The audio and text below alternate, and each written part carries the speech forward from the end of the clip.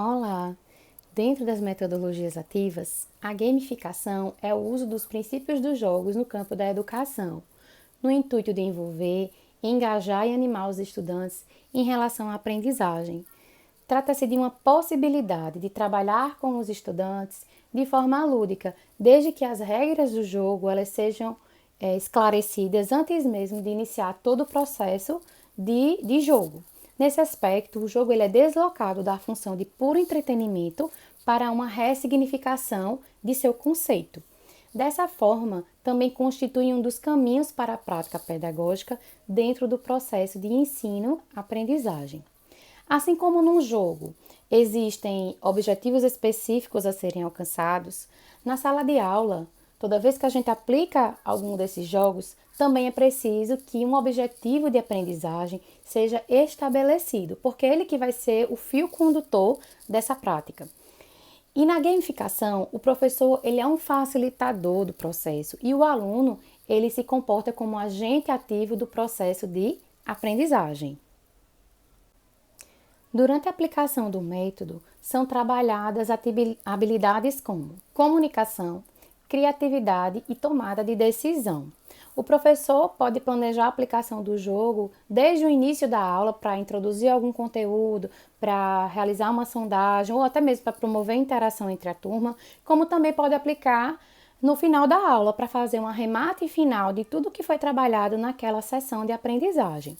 Algo importante a ser lembrado é o seguinte: mais importante do que a escolha do próprio jogo é a definição dos objetivos de aprendizagem, para que não se torne apenas uma brincadeira superficial e sem nenhum destino. Os objetivos eles devem ser claros, específicos e relevantes, obedecendo um nível de complexidade compatível com a aula, para que não recaia em uma possível infantilização do processo. Para uma maior segurança, podemos recorrer à taxonomia de Bloom, para elencar os objetivos de aprendizagem que mais se adequam a esse momento da aula, do tema ou da disciplina. Um dos jogos utilizados é o quebra-cabeça. O professor divide a turma em grupos e entrega o quebra-cabeça fora da ordem para que cada grupo possa montar, associando conceitos, ordenando processos, fazendo fluxos. Dessa maneira, o professor não fica muito dependente de tecnologias e é possível haver, sim, uma boa interação com a própria turma. Outro jogo que pode ser utilizado em sala de aula é o caça-palavras. Pode ser criado em uma plataforma virtual gratuita e projetada no quadro. Um exemplo é a plataforma GeniWall. Então, o aluno, ao passo que vai encontrando a palavra, vai discorrendo sobre ela. Outro que a gente também pode encontrar de forma gratuita na web é o Plickers. O Plickers, ele promove também um espaço para colocação de perguntas, onde os alunos eles vão responder as perguntas de múltipla escolha. Essas perguntas são projetadas no quadro e aí cada aluno ou grupo vai receber um papelzinho como esse aqui com um QR Code.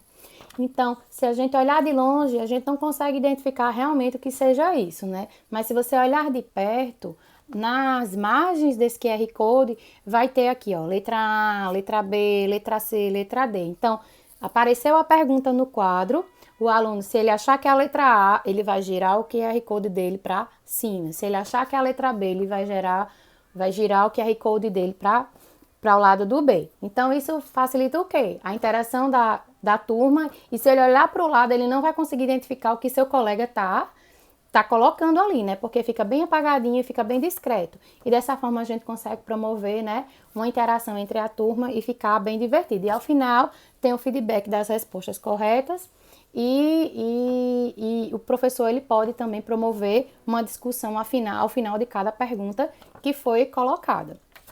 Está disponível na internet também, de forma gratuita, para que haja impressão de vários QR Codes como esse. Então, o professor ele sai escaneando pelo seu celular, basta ter o aplicativo do Plickers no celular e logar no computador no site do Plickers.